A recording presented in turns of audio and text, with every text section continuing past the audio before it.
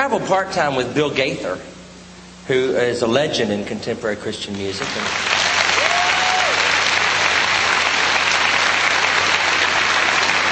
And he's written so many great songs in the church, like The King is Coming and Because He Lives and He Touched Me and so many wonderful songs. And he asked me about, 1988, he called me and asked me if I would like to join the vocal band. I didn't even know Bill Gaither.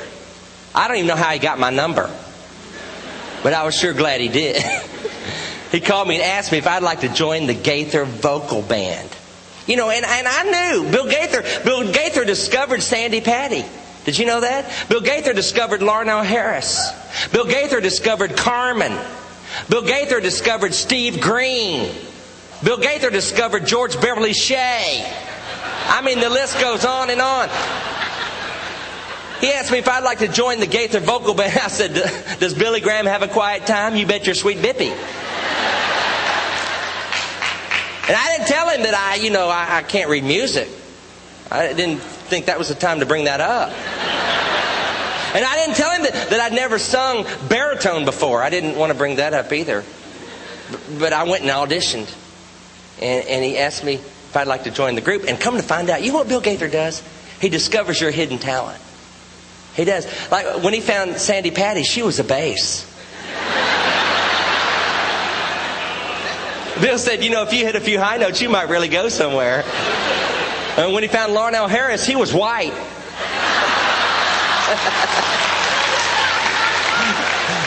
When Bill found me, I was hyperactive. Even Bill can't change everybody. What an amazing man he is. He's written all these great songs. And when I first joined the group, I thought he must be perfect. He's written He Touched Me, The King Is Coming, Joy Comes in the Morning. He's got a bus, big old bus. He owns his bus because he wrote He Touched Me.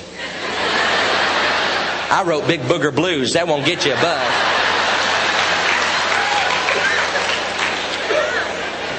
No, I didn't really write Big Booger Blues, but I would have if I'd have thought of it. But he's got a great bus. In the back of his bus, he's got a bedroom where he and Gloria sleep. While the rest of us are in bunks piled on top of each other, they've got a bedroom because he wrote He Touched Me. And they got two beds back there. Kind of a Ricky and Lucy thing going on, if you ask me. But you didn't hear that from me.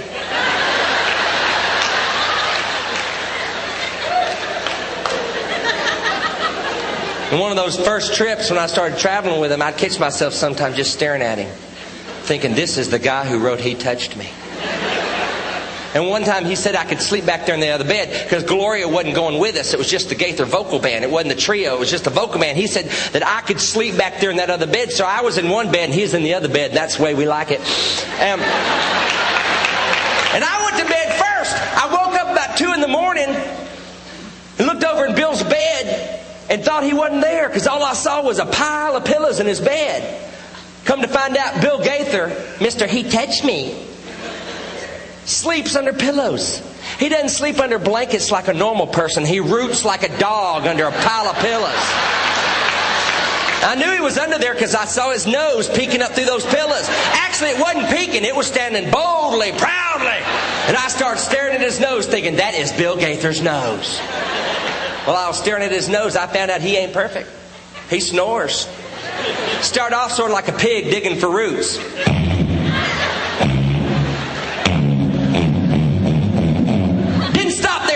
The sound of a freight train hitting a bridge at about 90 miles an hour.